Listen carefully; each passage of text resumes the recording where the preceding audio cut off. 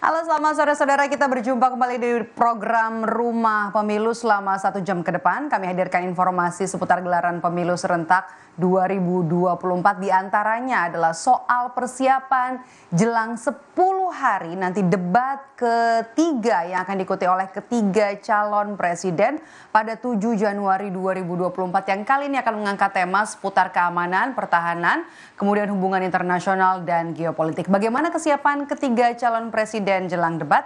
Kita bahas sore hari ini di program Rumah Pemilu bersama saya Maidop Elfrina, hanya di Kompas TV, independen, terpercaya.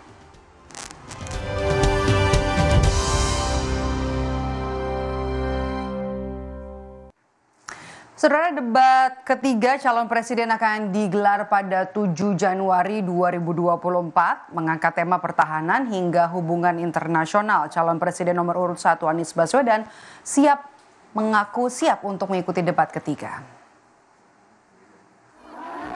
Untuk menghadapi debat ketiga, Anies Baswedan memilih membaca dan berdiskusi dengan sejumlah orang yang punya pengalaman di bidang pertahanan, hubungan internasional, dan geopolitik sesuai dengan tema debat nanti.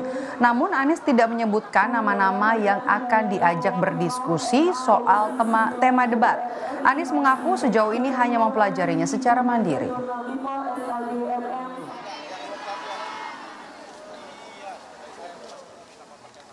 Kita sambil baca-baca, sambil ngobrol, diskusi dengan beberapa orang yang punya pengalaman, itu aja. Belum ada. Baca-baca sendiri. Juru bicara tim kampanye nasional Prabowo Gibran, Aceh Hasan Syadzili menyebut debat ketiga dengan tema pertahanan, hubungan internasional, dan geopolitik merupakan Prabowo banget. Menurut Aceh, latar belakang Prabowo sebagai Menteri Pertahanan akan menguntungkan bagi Prabowo menghadapi debat ketiga Capres nanti. Aceh menyebut Prabowo sudah melakukan beragam persiapan jelang debat ketiga.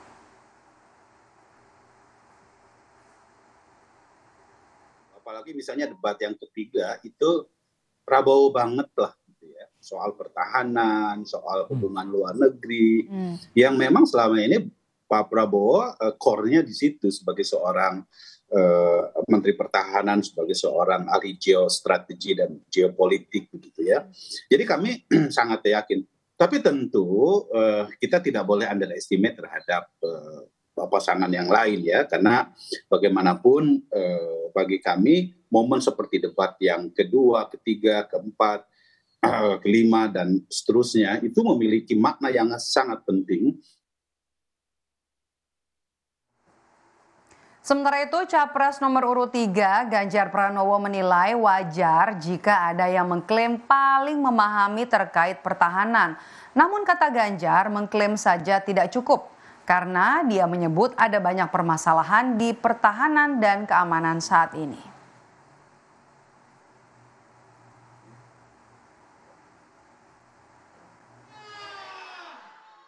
Politik kampanye itu saatnya ngeklaim.